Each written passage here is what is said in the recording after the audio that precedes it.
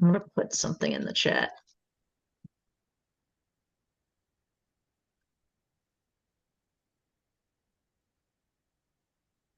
Okay.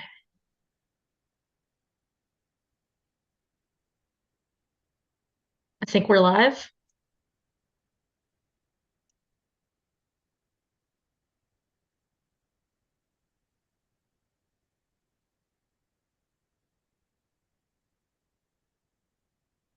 Yes.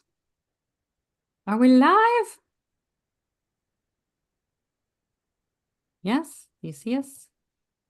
Ah, okay. Got it. Got it. Got it. Sorry about that, folks. Okay. All right. So I think we are live. If you can hear us and see us, give a little note in the chat there. I appreciate that. So I'm going to get started then. Greetings to everyone. Welcome, Animal Allies, to another AAM program designed to help you become a more knowledgeable, effective, and outspoken advocate for the animals. And I'm going to be speaking with our very special guest, Natalie Fulton, activist, YouTuber, and AAM mentor. So my name is Michelle Granberg. I'm your moderator. I'm a mentor and team member with Animal Activism Mentorship. Hold on. AAM is a multinational program supporting seasoned as well as new fledgling activists. Our mission is to empower activists to reach their full potential and equip them with the tools and resources they need to boldly participate in our global animal liberation movement.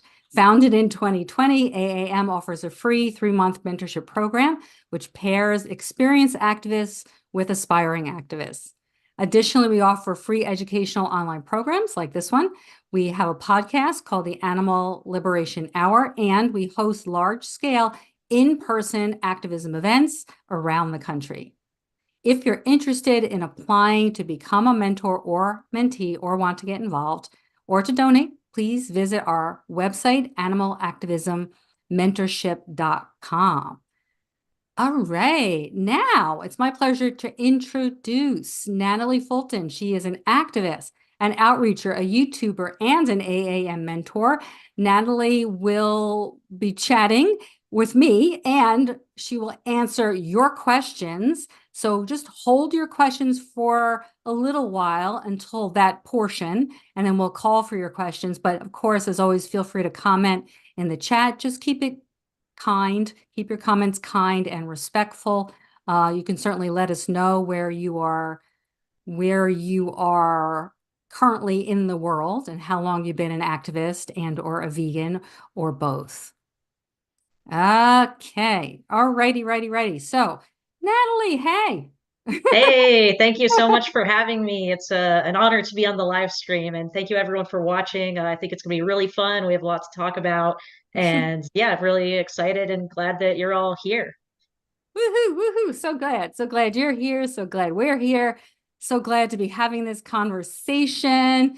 And I'm eager to talk to you. I love all your videos, and they're so just illustrative of you and who you are and your dedication and your absolute knowledge base for this work that we're trying to do in the world for animals. And I resonate with your approach, which I love, and I lean into as well, doing outreach that always circles back to ethics and the animals. It never takes our eyes off the animals. So some people watching this might be brand new to veganism and activism. And I know we have experienced seasoned activists with us as well, but I'll start with a few sort of basic questions and we'll go from there. So why don't you share a little bit about your vegan story and how you became involved in animal rights activism? Absolutely. And yeah, thank you for the kind words. I'm so glad that you enjoy my content. So I haven't been vegan that long, only about a little over 3 years. I went vegan during the pandemic. I was a bit opened up to the idea because I saw the Game Changers trailer. I didn't actually see the movie, I just saw the trailer, and that was enough to make me think, oh, I guess people can be vegan. I always hated vegetarians, though. I still sort of do. That hasn't changed too much. But that's because I had early experiences with some vegetarians in my life that I did not like at all. Obviously, that's not vegetarianism's fault. It was those individuals. But when you're young, you kind of have these pictures of different types of people. And so then during COVID, I found out the connection between animal agriculture and pandemics. And that's when I started to feel like a hypocrite because I was doing all this stuff to not spread COVID. I was working from home. I was not seeing all of my friends. I was wearing a mask most of the time. I was washing my hands. And at the same time, I was paying for these products that scientists have said are going to cause the next pandemic. So I started to feel like a hypocrite. And then one night I was on Reddit. I don't know how, but I ended up on the vegan subreddit. And someone there had linked to Earthling Ed's ebook, 30 Non-Vegan Excuses and How to Respond to Them. If you haven't read it, it's the best resource, I think, for vegan activism. It goes through all the common excuses people use, like going vegan's inconvenient or animals eat other animals or all that stuff, and just debunks them. And it was crazy reading that. I didn't even know what it was, and then just having all the reasons that I wasn't vegan completely debunked. So I signed up for that little veganbootcamp.org, and then the next day they sent me Dominion. I watched Dominion. It took me hours because I could only watch 10 minutes at a time, and then I'd start crying, and then I'd send some emails. I was still, working from home. And I finally got through it all, and I said, all right, I'm never eating animals again. And then I started learning more about activism, watching more street outreach videos, and I just thought, like, Mm, this is something I can probably do. So that's how I got started. that's awesome. There's some, I'm sure, for people, familiarity in your story. So if anybody wants to share if you share some of the same catalysts for going vegan as Natalie did, feel free to share that in the chat. We all have that moment. We all have that aha, Yeah. Where one we feel like moment. a hypocrite. Yeah, yeah. Yeah. It's not okay. Like it's not okay. So clear up misconceptions about what veganism is not, and then talk about what ethical veganism is. Yeah, absolutely. And I think, this is something we have to talk about all the time. And often I forget to even bring it up because we're so involved in the ethical side of veganism. But the majority of people think about veganism as just a diet, for your health or for the environment. And we need to make it clear that it's not about health or the environment, it's about the animals first and foremost. So, veganism, according to the Vegan Society, is reducing the harm you cause toward animals as far as practicable and possible. Other vegan activists have started talking about it from a rights violation standpoint, which I actually love. So it's the idea of not violating the rights of animals when you don't need to, which is, essentially all of the time, unless you're in some extreme scenario. So that's how I think about it, kind of an ethical position against animal use. And I do say use because there's also a trend of like framing it in terms of animal abuse or animal cruelty. And we really need to keep the focus on animal use at all because they cannot consent to being used. They are not resources, they are individuals, they have their own interests, their own cognitive abilities, and we shouldn't be using them at all, even if it's in a non abusive way. Absolutely, absolutely. All use is abuse. We have no right to touch them in the same way that nobody else has a right to touch my body, this. Mhm. Yeah. So what about in general? Like, how do you sort of define or, um, you know, frame morality and ethics in general, so that you make sure we're on the same page with everybody universally when we talk about ethics and morals as it comes to people and animals? Yeah, so it's kind of a tough question because, like, obviously when people are talking about veganism and they say morality is subjective, like that doesn't justify harming animals, but at some level, morality is subjective. Some people come from different religious frameworks or cultural frameworks, and it's hard to just say, oh, here's this objective morality that's true across the universe, because that doesn't really make sense, right? Because we can have one situation where you have to kill someone to survive, and Yeah. the morality changes in a different situation where you're just killing someone because you want to. So obviously there can't be some sort of objective moral truth. And honestly, I was never someone who was very concerned with morality at all. I'm still, in terms of vegans, I'm not the most morally minded person in the world. I still consider myself sort of like a moral trash bag.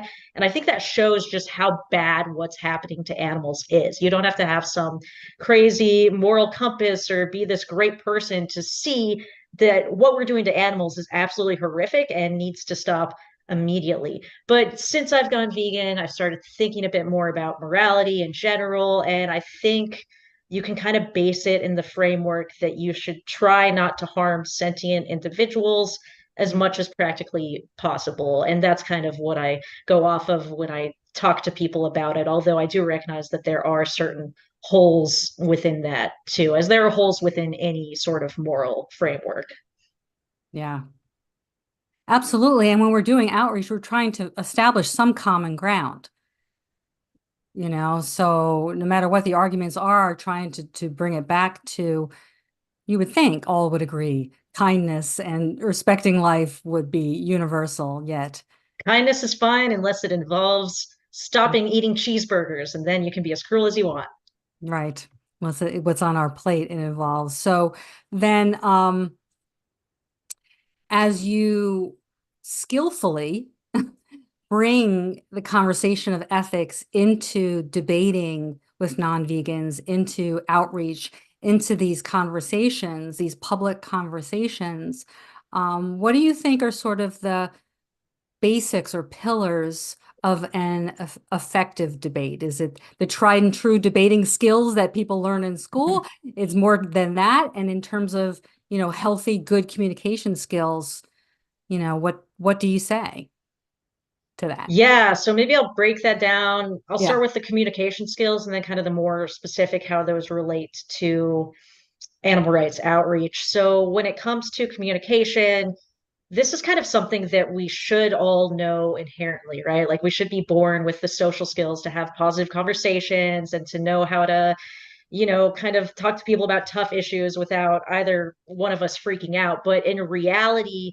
we're not as great at communication, especially in this modern day and age, as maybe people used to be. People are spending less time socializing, especially when they're younger, more time with the screens. And, it's hard. Like talking to people is really hard. It can be stressful, especially if you're someone who has social anxiety, like myself.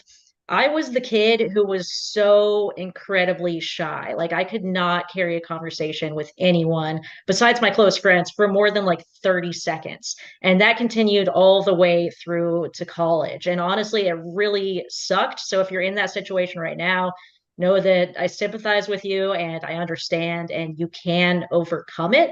For me, the way I overcame it was by reading a few books about conversation. Charisma on Command, the YouTube channel, is a great resource for that, and just practice, right? So I started going to parties, I started going to bars, I became a ghost tour guide in New Orleans, and I really pushed my social skills as far as I realistically could. And in doing that, I learned essentially that what you want to do when well, first of all, you have to make a good first impression. If you nail the first impression, you can kind of coast on that pretty much forever. It's very hard to change someone's first impression of you, but if you make a positive one, then it's just going to make your life so much easier. So nail that first impression. The best way I can say to do this is by creating a vibe. So we've all had the experience of seeing someone walk into a room and everyone's like, oh man, that person's really cool. Everyone wants to talk to them. Everyone wants to get to know them. What are they doing differently than everyone else? Chances are they're smiling. Chances are they're standing up straighter. Chances are they talk more loudly than other people. Now, you don't want to be shouting, but talking a little louder than you're comfortable with when you're shy is a great starting point. So I think all of those things are really important. The great news about outreach is that the conversations are only 5 to 30 minutes. So you don't need amazing social skills. You just need to nail the first impression. So the way to do this on the street, when you meet someone, shake their hand, smile, ask them a few questions about themselves. What are they interested in? What are they passionate about? And that'll probably get you through the conversation effectively. So yeah, just those kind of basics, like stand up straight, smile, shake their hand, be nice and positive. Mm. Are there any questions about that so far before I answer the second part of the question? I'll see. Anybody have any specific questions about basic communication skills, healthy communication skills? I just want to reiterate how you said, like project your voice. That's something we take for granted, and we don't think about the tone and the volume and the cadence and the pace of our voice as a tool, right? Yeah, And then yeah. changing that can be effective. Oh, And absolutely. And then also like I was around my brother-in-law this past week, and everything he says is so quiet. So you're constantly having to ask, like, what did you say? What did you say? It really derails the conversation. So definitely avoid that. Talk loudly. I know some people who feel really uncomfortable with talking loudly. I would encourage you to try to get past that. yeah, and it's kind of like a fake it till you make it. So if Yeah, you can like get like kind of pretend using your voice that you're confident, then maybe the confidence will come from there. You know, absolutely. Yeah.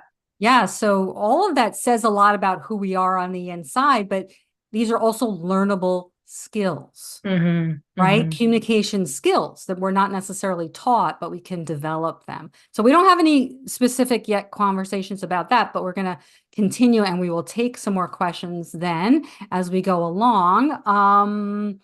Oh, the debate. So what are some effective debate skills? Totally. Yeah. So, if you're thinking about like debate in high school, obviously that's very different from vegan outreach. And, obviously we don't have any scientific data on this in general. So a lot of this is just from my experience, from the experience of others. And there are kind of general principles that we want to follow. I think that yeah, number one, asking questions and letting the other person kind of think out loud. One of the best signs during outreach is if they take a long time to answer the question. Don't ever interrupt them because that means that they're thinking, and we want them to be thinking because chances are they've gone through their whole life without thinking about this.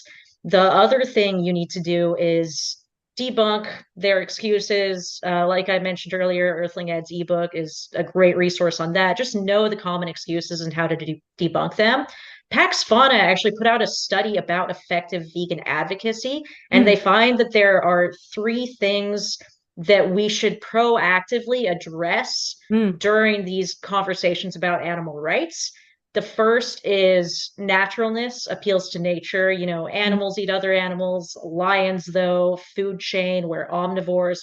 All that kind of stuff is still the most common argument you hear against veganism. So I would try to address that early on. Chances are they're going to bring it up first. The second thing you want to address always is culture. We live in this culture where animal exploitation is ubiquitous. It's so rare to even meet a vegan, let alone think of yourself as going vegan. Meat is ingrained in the culture, not just in the United States, but pretty much every other country on earth. So it also feels like to people that culture will never change. And that's obviously not true, but culture is almost like the water we're swimming in. Like if we were fish, then culture would be the water. It's so mm, powerful, yet so invisible. So always address culture, say like, is something moral simply because it's cultural. Not only that, we want to allow people to realize that culture can change much quicker than we think. Some mm, great examples of that would be gay rights. Gay marriage has been legal for less than a mm, decade. It was in what 2010 Obama or 2009 Obama was against gay marriage. 2010 he was all for it. The only thing that changed was that more voters started to support it. Now it's a completely different landscape than it was 30 years ago. Similar thing with women's rights or even racism. So tying it to these larger social issues I found to be very helpful, and it allows people to kind of break out of our current cultural climate. Another way you could do this is by asking people, like, what if you were an alien and you saw what was happening on Earth, or just kind of taking them out of their current position. The third thing that you always want to touch on is personal choice. Now, we all know that eating animals is not a personal choice because it affects not only that individual animal, but also the environment and harms human health and all this other stuff. But most people consider health and what you eat to be a very personal choice. So I like to get ahead of that, say, like, if it is a choice, then why choose to harm animals when we can avoid it? So those are the three things. Really always address appeals to nature if that's the only thing you take away from this. Mhm. Always, always, always talk about lions, and just because animals eat other animals doesn't mean that we can. Yeah. Absolutely, absolutely. And I want to go back to what you were saying about, sort of the methodology, of talking to people, this topic-based, conversation that we drill into with them. And you were talking about, letting them answer the question, like giving them, like when they're thinking about it, using silence is such a, right, is such a powerful tool, in asking open-ended questions, which is sort of like the Socratic method.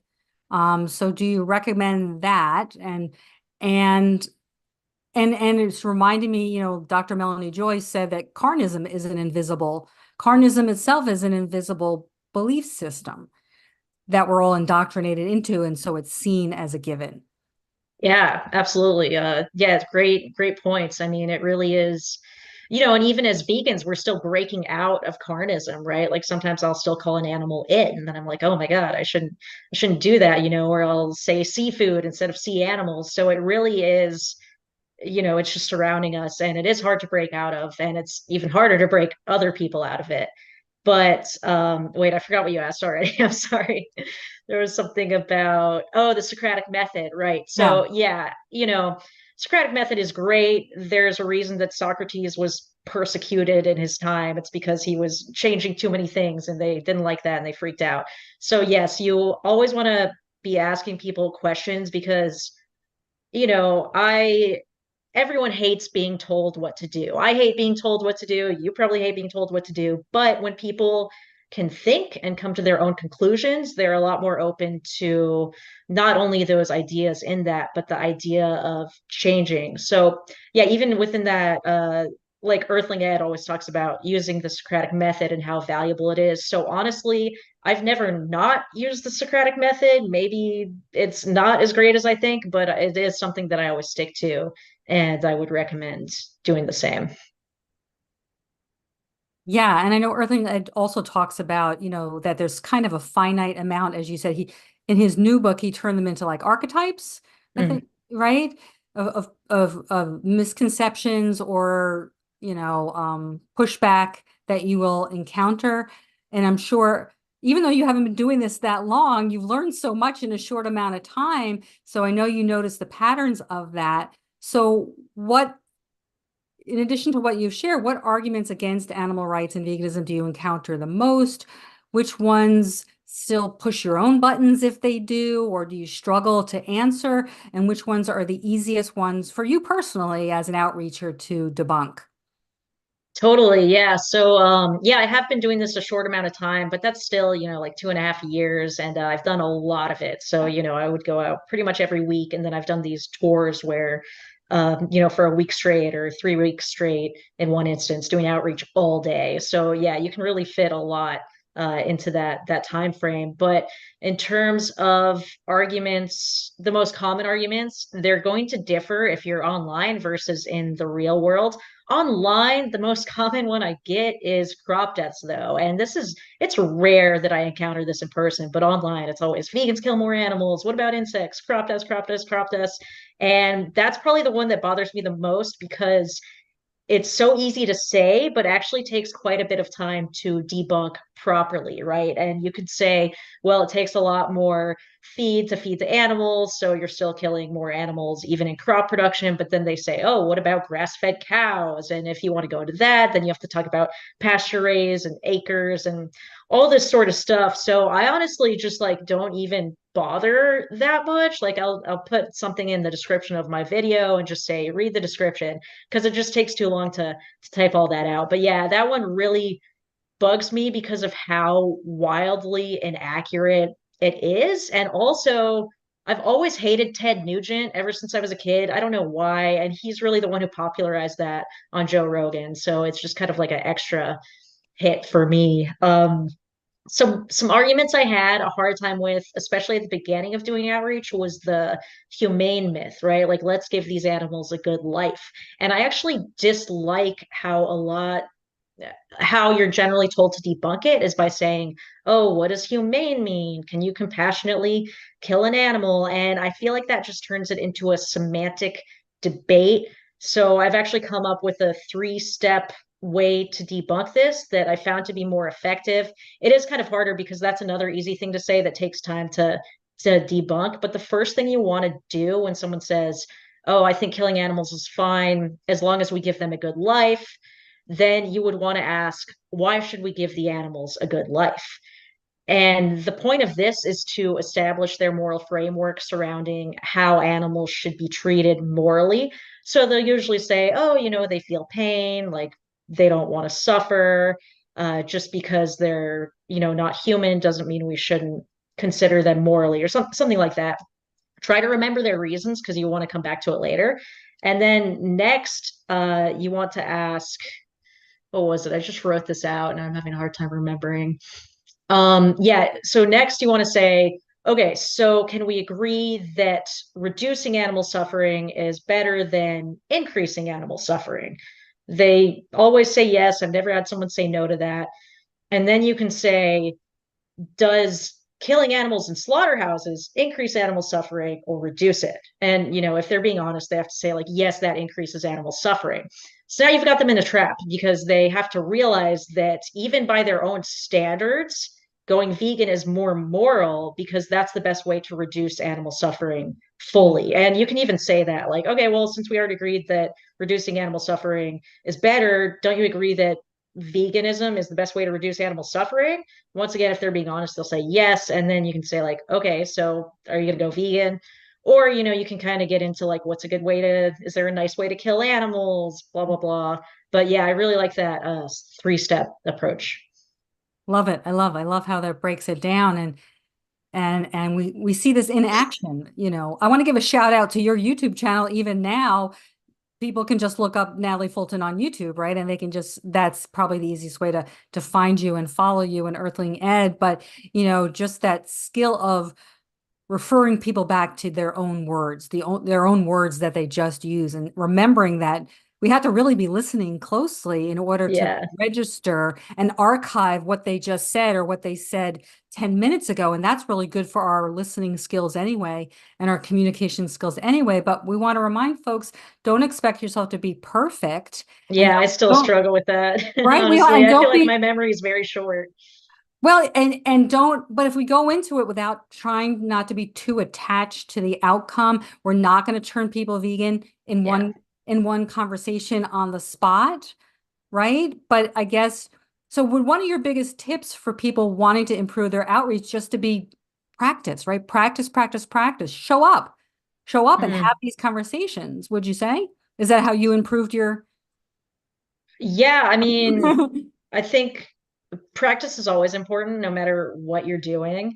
And for me, that's obviously a huge thing that improved my outreach. But I think bigger than practice, what for me was being around other activists and doing street outreach with them because I did it on my own for maybe 2 years before I was really put in a situation where I had other people with me. And there's something about being around other vegans and hearing how they ask questions and how they end questions. And then after you all do outreach, you can talk about it and say, oh, this went well, this didn't go well. Like you can kind of talk about your arguments and they'll say, hey, you weren't quite assertive enough here. Like make sure you don't let people off the hook.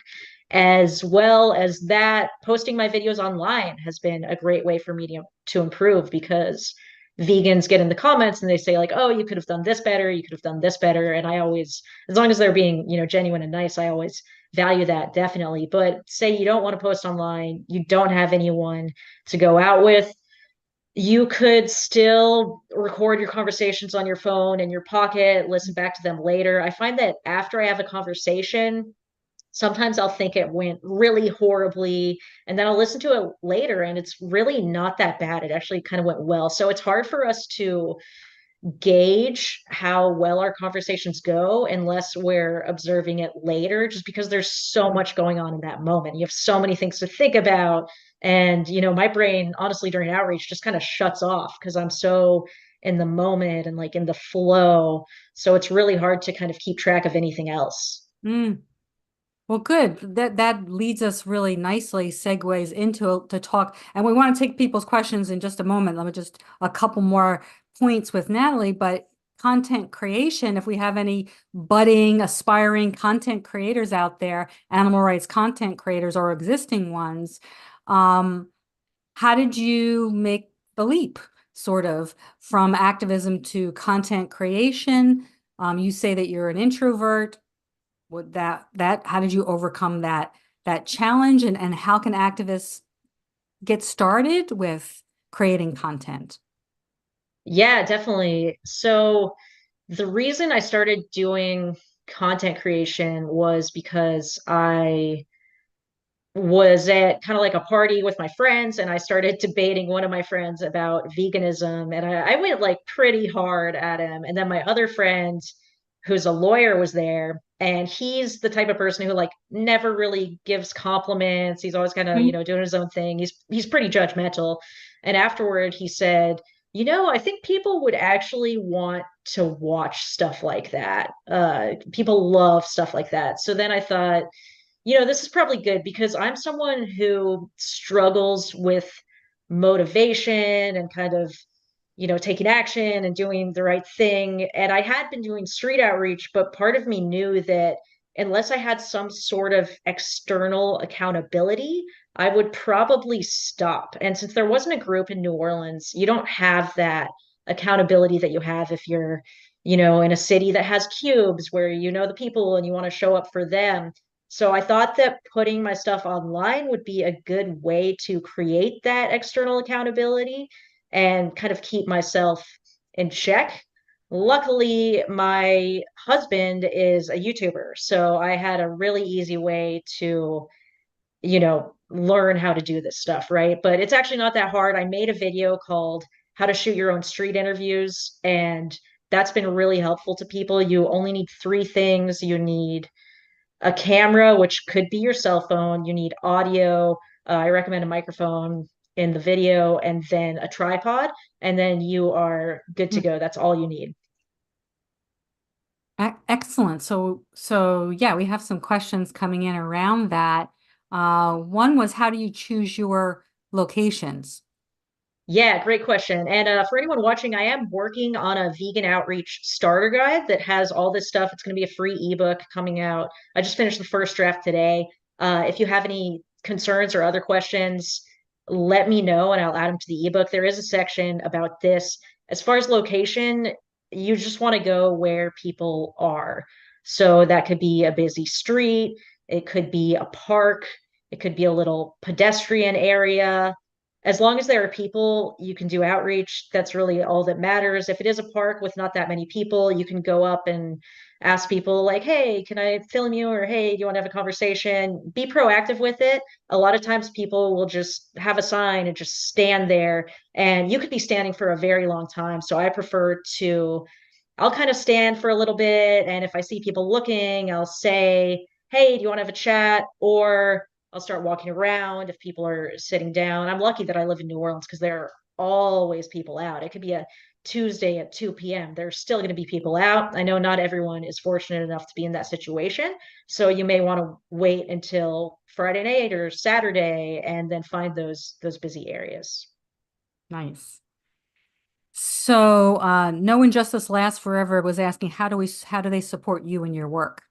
Thank you. No That's a Injustice nice Lasts Forever. question. I think his name's Oh, Brian, nice. right? I always forget his real name. Yeah, so how can they support my work? Well, he is actually one of my patrons. So yeah, you could join my Patreon. It's patreon.com/ Natalie Fulton. I think it's in all my YouTube videos, and you can sign up for different tiers and you'll get different benefits. One of the coolest things about my Patreon is that every month we donate 20% of the earnings to either an animal sanctuary or an animal rights organization. So you wouldn't just be supporting me, you'd also be supporting animals directly, which I think is really cool. So you could do that, or you could just YouTube has a thing you can buy like a super thanks on there. But yeah, all the support is appreciated, uh, definitely. So thank you. Awesome.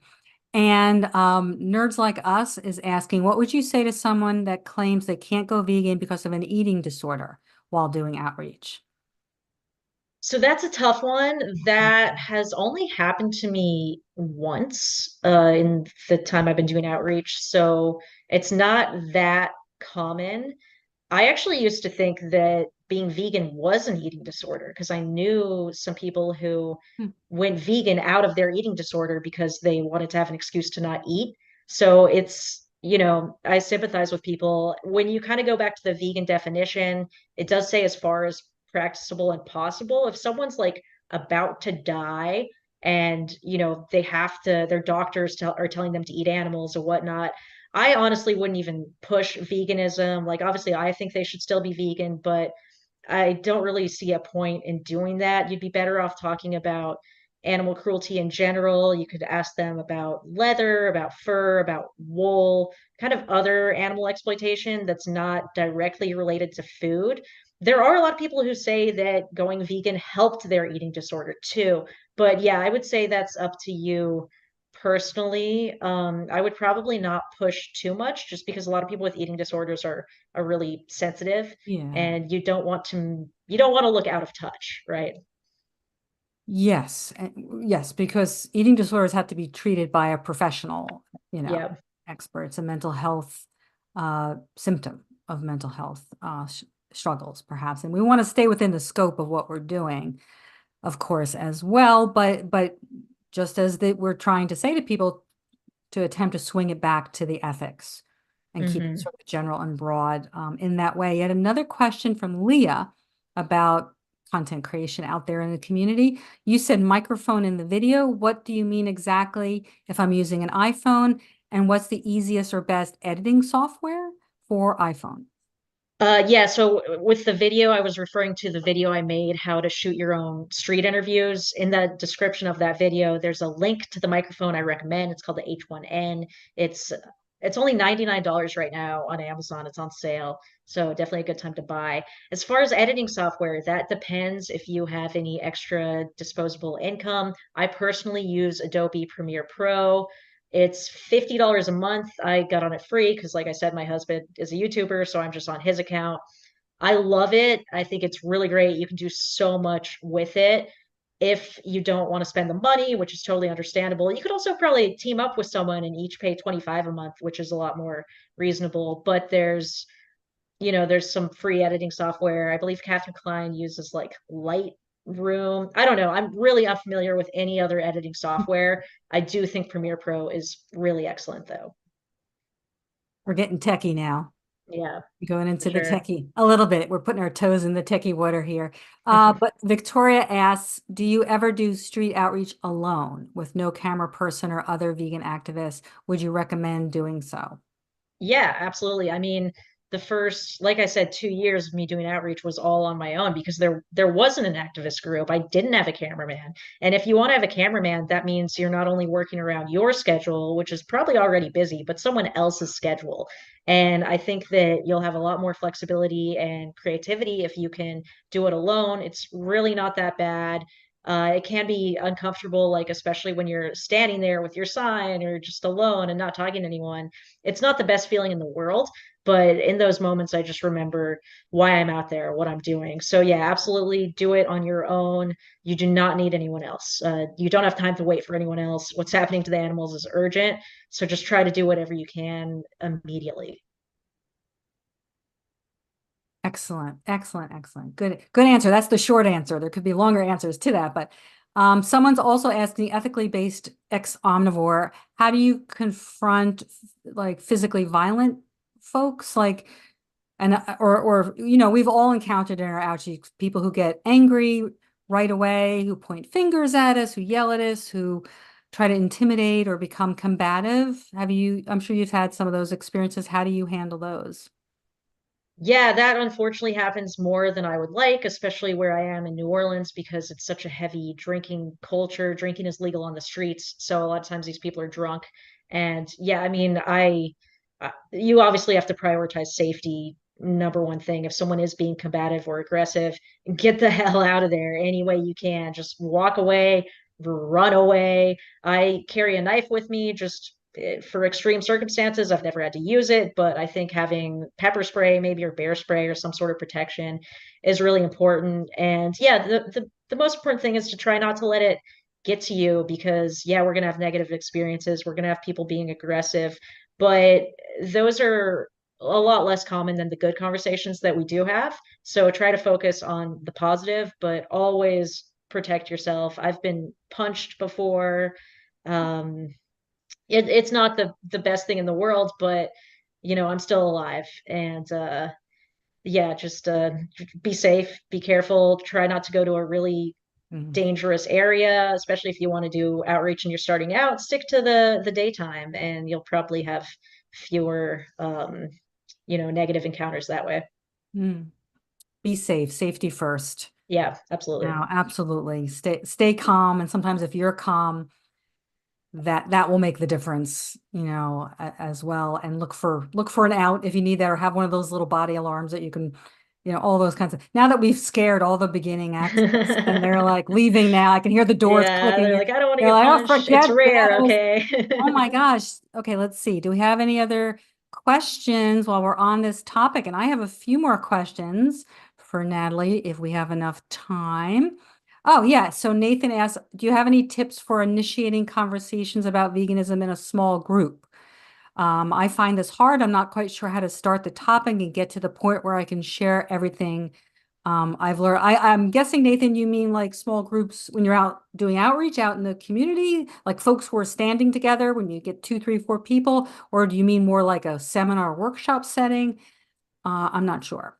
Yeah, let us know what the context is there. Yeah. Because if you're talking about like hanging out with your friends in small groups, I would recommend not bringing up veganism because it's always better to focus on people you don't know than people you do know. I think a lot of people, when they first go vegan, they Mm. start outreaching to their friends and family, and most of the time it's not going to go well, and it will harm your mental health. It could harm your relationships.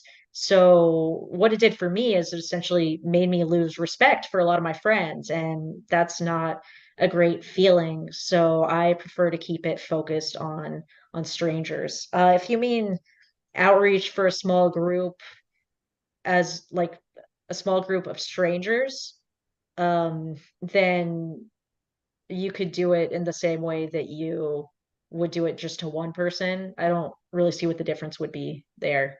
Well, he clarified it. You actually hit it. The Okay. first answer, he says like a friend group. Yeah, don't do it. Don't do it. If it comes up, answer some questions. In general, focus your Yeah. activism on people you don't know because that's it's more sustainable in the long run. Yes, yes. Good. And you may get invited to things less, and that's bad for your mental health. So just don't do it. Yeah. Yeah, it's a different relationship. It's a different relationship. There's more different things at stake, Yeah. so but there are certainly lots of people who have written about how to, manage in a non-vegan family or in, with your friends and those kinds of. So other questions, please go ahead and put them in the comments if there's some questions or some feedback for Natalie or some comments or experiences that you've had, or if you want to share the documentaries that were so instrumental for you. So Natalie, what mistakes have you made in the past, or what mistakes do activists tend to make the most? Yeah, I'm glad you asked this because this is actually the section I was writing of my ebook today. And the biggest mistakes I see activists make, first of all, talking too much. So we talked already about the Socratic method.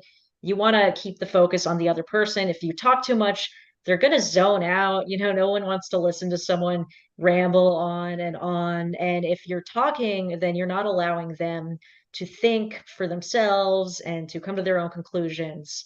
And whenever you are debunking a certain argument, if you can condense your answer into 15 to 45 seconds, it's just a shorter way for them to absorb the information.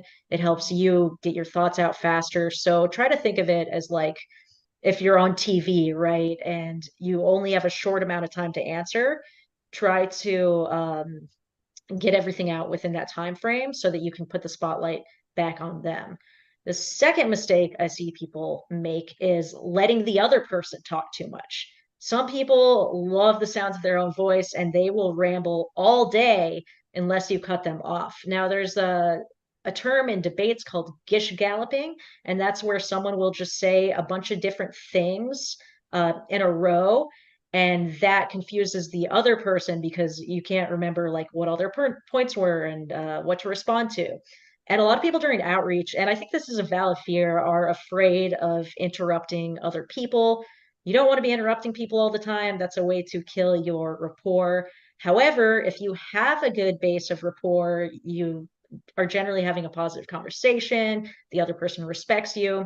Interrupting a little bit is not a problem. So my favorite way to do this is actually interrupting physically before with my words. So you could raise your hand or say like stop or be like indicate with your hands that you are about to interrupt with your voice. I find Hmm. that to be really effective because then they're kind of expecting it. And what you can say, like let's say someone just said, "Oh, but my uncle has a humane farm and meat's nutritious and I like the taste and animals eat other animals." Say, "Hey, I'm sorry to interrupt. You brought up a lot of really excellent points. I want to make sure that I address them all. So let's start with one at a time." Just something like that to, kind of apologize for your interruption. And yeah, just don't let them ramble too much because that's a lot of times when people ramble, they're also Yeah. zoning out. They're not really critically thinking. They're just like Yeah. saying things. So yeah, we've Yeah. got talking too much, talking too little. Um, there's different this one book I read about animal rights was talking about just a good way to speak about it in general, and he kind of had three different categories. We have aggressive, kind of pandering, and assertive. And aggressive, like I'll just use an example from the book. Let's say someone says, "Oh, I just love cheese so much." The aggressive thing to say would be, "Oh, what, you love abusing cows?" Or like, "You're an animal abuser." The pushover thing to say would be, "Oh, yeah, I totally understand. You can just cut out everything except cheese," or "Some people just can't go vegan," something like that. The assertive approach would be to say, "Yeah, I totally understand. I used to love cheese. Luckily, there are amazing vegan cheeses on the market now. They're getting better every day. But what do you think is harder, for you to go without dairy cheese or for a cow to be forcibly impregnated and have her baby taken from her?" So Mm. you want to generally be in that assertive level. I definitely was a bit too soft when I first started doing outreach. And part of building my skill level has been to come more to that assertive level, which I would say is the best place to stick to. I think another thing people worry about is that, we don't need to be liked during outreach, but we do want to be respected. And a lot of times when you say that you want people to respect you. People think that I'm saying that they should be a pushover. That's not what I mean. People will like and respect you if you are speaking the truth and sticking to your values. So that's another mistake. I feel like there was another one I had. Those were so Um, good. okay. I'm so glad you're putting that down in writing now, because that's just really extremely valuable. But Thank if you. did you think of it? There was one more, or No, wait, let me do some let me silence. pull up my ebook actually. You can put, well, Vegan Outreach Starter Guide. All right. Biggest mistakes. Oh yeah, I've already kind of touched on it, but it's not addressing appeals to nature. Always, always, always ah, address appeals to nature.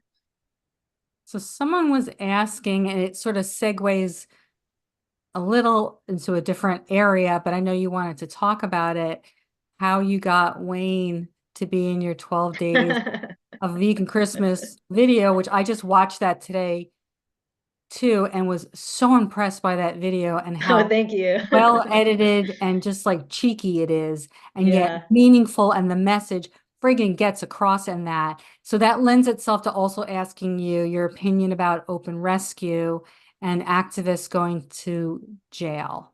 Your thoughts? totally. Yeah, so how did I get Wayne in there?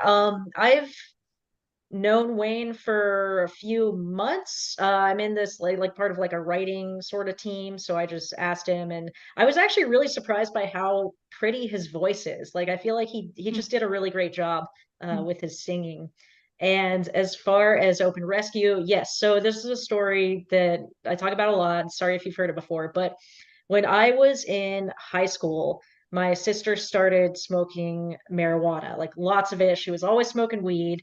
And my parents were very, very much against that. And they're not like prudes, they would happily give us alcohol, but they did not like that she was always smoking weed. Fast forward to today, my mom regularly eats edibles all day. She mails them to people. She's all on board with marijuana now. The only thing that changed was the legality. It's legal where my parents live now. It wasn't legal back then. So legality, while it should not, or while morality shouldn't be determined by legality, unfortunately it is. So open rescue is a way to challenge the legal system and get animals protection under the law so that what people think about animals and think about animal rights becomes irrelevant. So we want animals to be protected. I want all animals to be protected kind of in the same way that cats and dogs are today, because all animals have this exact same characteristics. They can feel pain, they're conscious, they're cognizant individuals. So why are we treating them completely different just because of the interests of the corporations? So that's why I think open rescue is so valuable, is because it's challenging those laws. Open rescue obviously isn't the only tactic to do that. There's a great ballot initiative in Sonoma County right now that's trying to ban the factory farms in that county. I think it's great. I hope that it passes because then that can kind of open up the door to other counties following suit. So yeah, I think the legal stuff is extremely important. Yeah. And so where do you see, like, maybe with your crystal ball, the future in terms of, because that's sort of the next level, the next phase, getting the laws to change, what successes have you seen? What do we need to do? Keep doing what we're doing. I mean, open rescue, Yeah. up your rescue and open rescue is one of the things that pushes that envelope, certainly. Yeah, open rescue, court cases, ballot initiatives. I mean, obviously, I don't know the future. I haven't seen, there have been some successes like the Prop 12 or Prop 2 or like banning caged eggs in California, even though like they still have hens in cages, they're just lying about it. So yeah, a lot of these things will be successful legally, and then nothing will actually happen because the corporations have so much money. So as far as how I see it changing in the future, I I have no idea. I hope that we can make a lot of change. I saw that AI was predicting that there would be some new technological innovation in 2032, and then that'll start this vegan shift by 2075, almost everyone will be vegan. So maybe we should just trust AI because that's smarter than us. But yeah, I don't know. Yeah, I saw that as well. I didn't really read up on it, but someone told me that AI is predicting a vegan world in 20, whatever it was, 2032. Is that what you said? 2032 is when the technology that sparks the vegan revolution is invented. So I would assume it's lab grown meat, like being scalable and everywhere. And then I think 2075, I could be misremembering, was like when most people would be vegan. Mhm. That's not soon enough for me. I'd rather have it Um, faster, but I'm impatient. Um, yeah, but yeah, I've heard worse, projections. that's So true. if That's anybody true. knows anything else about that, feel free to share in the chat if you have some resources or links or anything, put them in the chat or anything that you know for certain that you've heard. Somebody is asking though, have you ever bared witness at a slaughterhouse? And if so, how did that affect your outreach? Yeah, I think that anytime we can connect more deeply with the animals and their suffering, that's going to make us a better advocate. So yeah, I've bared witness at a lot of chicken slaughterhouses, some pigs.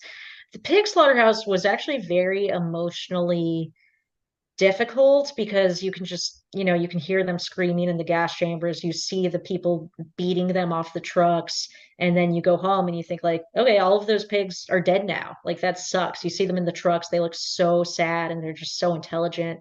So not only have I bear witness, but I've gone into a slaughterhouse and rescued a chicken, taken him or her, I don't know the gender, out of the slaughterhouse. And I think that experiences like that absolutely have a profound effect on your ability to communicate about this because you can tell people like I've been to slaughterhouses, I've seen the fear in their eyes, I've seen them tremble, they smell the blood, they don't want to die, they know what's coming. It gives you a certain level of conviction that is a lot better than just someone who's never been in those situations. That being said, don't feel like you have to go to a slaughterhouse in order to talk about animal rights. But if you have the opportunity to do so, absolutely, I would recommend it. Yeah, I agree. It's absolutely very powerful, and you're right. Then we talk from real firsthand experience. Not that we're in the slaughterhouse. Yeah. For people who don't know, bearing witness is done usually just outside of a slaughterhouse while the animals are still on the truck if we have access to them. But it takes animals on their way to slaughter out of the realm of the abstraction of that, the concept, or just the idea of it. And you can actually shock people are shocked when you say, I have actually been nose to nose with animals, and cried while I'm with them, watching them and been able to do nothing. And that is very impactful, for people to hear when we're wanting to help them connect with their empathy. Certainly that's one of the ways. So we have time for maybe, Natalie, maybe just a couple more questions. Is that okay? If we have any other Uh, questions from yeah, there? definitely. Okay. All right, good. So, um, how do you, I know this is, the topic of our conversation today is around the ethics. Should activists ever, or should they always sort of avoid the debating health and the environment as reasons that people give and just focus on the animals, or what are the exceptions to that, or how can they do that? I think generally, yes, avoid those if you can, just because they're not the strongest foundations for veganism. That being said, you do need to address health to a lot of people because some people genuinely think that veganism is unhealthy. They genuinely don't believe that you can be healthy as a vegan and they think that meat is necessary. So if someone believes that, they're not going to change their mind on veganism, even if they do agree with the ethics, because they think what we're doing is necessary. So absolutely just show them like, I've been vegan for years. I'm fine. I know people have been vegan for 50 years. They're fine. All the scientific consensus says that we don't need to eat animals to be healthy. If you look throughout the history of the world, most poor people didn't even have access to meat, yet they were still alive. So the idea that we need it is ridiculous. All of the nutrients you need, you can get from plants, or if you take a B12 supplement or fortified food. So I do think that addressing health sometimes is necessary. As far as the environment, I I think that like if you're talking to someone who really clearly cares about the environment and climate change, hit the basics, animal agriculture is one of the biggest emitters of greenhouse gas, especially when it comes to methane, which is 80 times more powerful than carbon dioxide. And this study came out of Oxford that showed that the single biggest thing you can do as an individual to lower your impact on the planet is to go vegan. Things like that can help. That being said, I've seen people go on Pierce Morgan, and like whenever the environment comes up, he just talks about avocados and how vegan food is also bad for the environment. So that's why I think it's a bit weaker. So yeah, only bring it up if the other person is like very passionate about that, or if you're at some sort of climate rally or something. Yeah. Because that sort of relies on you having, the facts, your own facts straight, I guess, even though you don't want to go too deep into the weeds of all the facts, because they're not really listening, able to really absorb it in that moment. Anyway, it's better to give them a resource, to read or to watch, on a leaflet, on a card, whatever it might be. But sometimes people use that as tangential to go on a tangent and get off the animals because they're feeling so Mm, uncomfortable. yeah, yeah, like they could start talking about cars or planes or Yeah. whatever else. So yeah, just try to keep it focused. I think that was another mistake I made when I first started doing outreach, was just not focusing on the animals enough, or not always bringing it back to them. So yeah, whenever, someone has a question or you wrap up one of your answers, try to bring it back to the animals, because at the end of the day, that's what we should be talking about. Yeah, one of the most important things is to always feel like you're in control, sort of the conversation, such that no matter where it goes, that you feel comfortable always, sort of steering it back and framing it, because people will try to drop politics into the conversation and Yeah. take it off, and you can see where, or abortion or something, like Oh these yeah. random to us, unrelated, but to them in their mind, or religion and all those kinds of things. So, um, let's see, wait. So Jeremy asks, is it pretty easy to respond to the examples of very environmentally unfriendly plant foods by just saying, okay, then shouldn't we be vegan and also eat other plants instead of those? Yeah, I mean, honestly, that's never come up for me. If you're talking about Pierce Morgan specifically, I don't think saying that affected what Pierce Morgan would say. So yeah, it kind of depends on the person you're talking to. Sometimes they're not being genuine. Sometimes they're just trying to make you look like a hypocrite. And when that happens, there's really not much you can do besides try to get out of there, focus on someone who does care. But yeah, you'd also, if you wanted to do that, you'd have to know which crops are worse. And I personally don't really know that information. I think nuts are pretty bad. I think chocolate's pretty bad. But in general, yeah, try to keep it focused on the animals. Yeah, yeah, absolutely. Often they're trying to catch us in sort of a gotcha moment, and those kinds of things. But that's still very much a good question. Any other questions? Any other questions or comments for And Natalie? anyone in the chat, if you want to do outreach but are having trouble with it, just write a comment like, what's the biggest thing holding you back? Hmm. What's your biggest challenge with outreach? What's holding you back? What is your biggest barrier? Oh, some CDA activism asks, are you a full-time activist? Full-time implies earning more Earning, income than I'm yeah. currently earning from activism. So no, I'm not a full-time activist. That being said, I am in between jobs right now because I quit mine, and now I'm just kind of living off savings and whatnot. So not full-time yet, but obviously that's the goal. I do spend most of my working hours working on animal rights. Yeah. Has anyone, I think we talked about this before, you talked about this one of your videos, the crop death. You said that earlier, I think. Has anyone ever brought up the crop? Does everybody know what that means when they bring up the crop death excuse? I think we talked about that, did we? Yeah, people bring it up constantly online. In person, it's only happened a couple times. But yeah, online, that's a very, very common comment. That's why I put it in the descriptions of my videos, just to try to get Mhm. ahead of it a little bit. And who has influenced you? Man, so like we were talking before this, and you were saying like, oh, I know you're going to say Earthling Ed, and yes, obviously Earthling Ed was kind of my biggest influence, not only because his ebook basically turned me vegan. I think it's hard to say, was it Earthling Ed, was it Dominion? I don't know, but the ebook is what made me sign up to watch Dominion. So huge influence. I find the way he speaks very persuasive. I saw this Reddit poll that I mentioned in my video last week, and it asked who was the most influential vegan activist for you.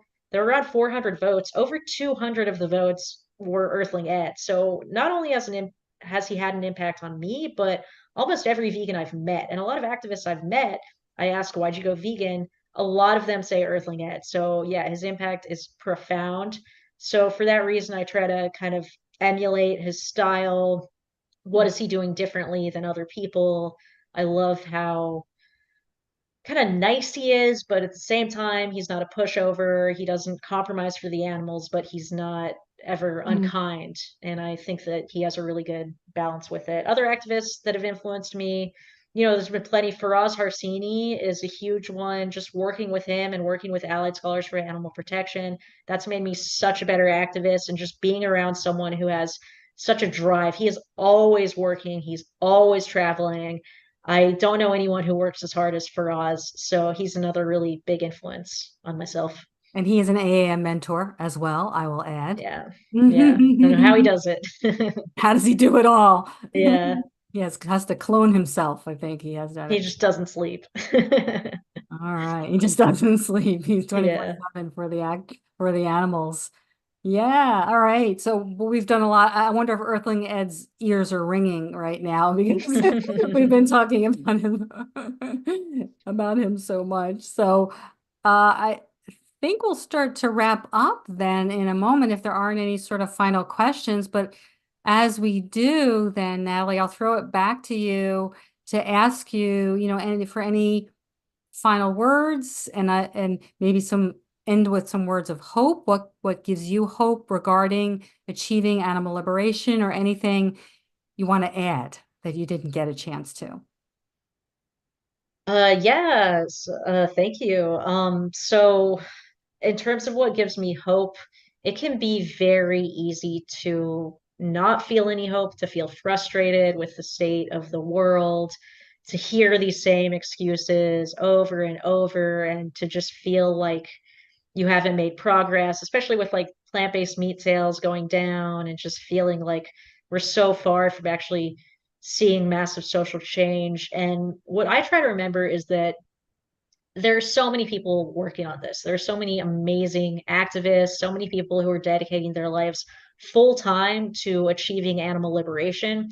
So whenever I feel down, I try to think about, all the mentors at AAM and all the people I've worked with and just the hundreds of thousands of vegans I know who realize that this is the most important issue of our time period. And like every social justice movement has times where things seem hopeless. Like we can look at women's rights. It took like over 100 years of constant campaigning before women could vote, and we still always feel the ramifications of sexism. And you know, this society tends toward morality, I feel like. So just kind of looking through history, and there's this one story that I always remember that in the 16th century in France, they would put cats into a bag and then everyone would gather in the town square and they would drop the bag over fire and everyone would cheer as the cats, screamed to death. So I think about how people treat animals now, and yes, it's horrible, but we've come a long way, right? We're not burning cats in public anymore. So I do think there is hope for humanity.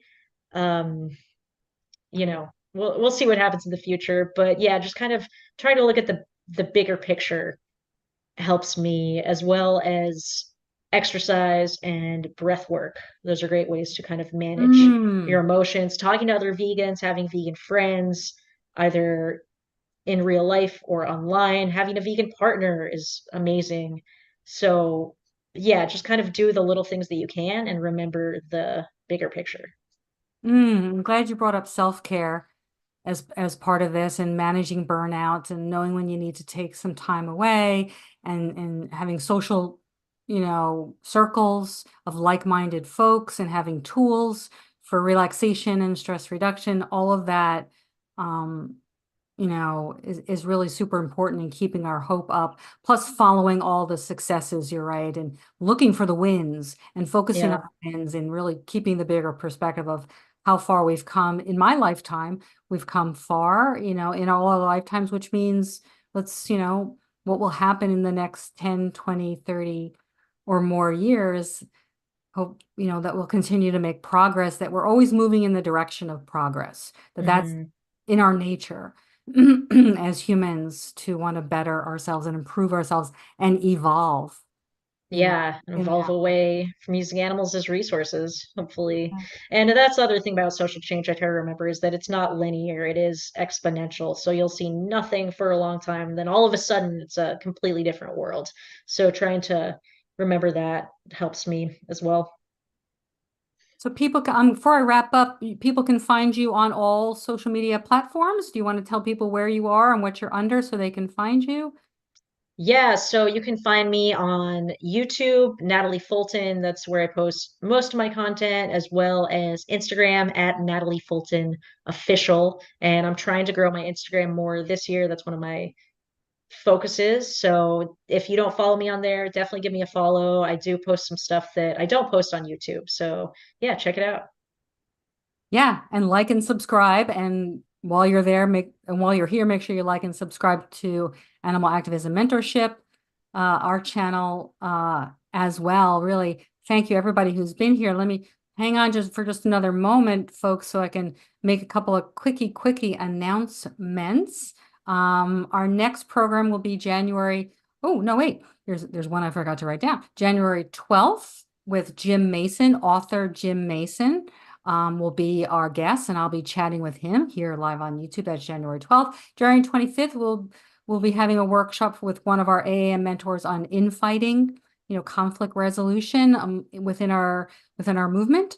February 6th, will be Ask Vegan Evan Anything. So I'll get to be having a sit down like this with my buddy who I admire, Vegan Evan, who's been vegan since he's 5 years old.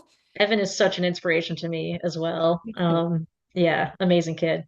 Total inspiration. So especially if you're out there, if you are raising vegan kids or want to raise vegan kids, you'll want to come and listen to Evan, how he makes it sound so natural, and he's so inspiring in that way. And again, please check out our previous workshops right here on our YouTube channel and subscribe, follow Animal Activism Mentorship, as well as Natalie Fulton on social media. Please consider becoming a patron by finding AAM on Patreon. Your donations allow AAM to continue to provide free educational resources for activists, which ultimately saves more animals. All right. So thank you, Natalie, for your time and wisdom. And thank you all for being here and all the tireless work you are doing for animals. Again, animalactivismmentorship.com is our website. Yeah, thanks so much for having me. All righty. Thank you all. Thanks, Natalie. Thank Um, you. Live vegan, everyone. Stay strong. Live vegan.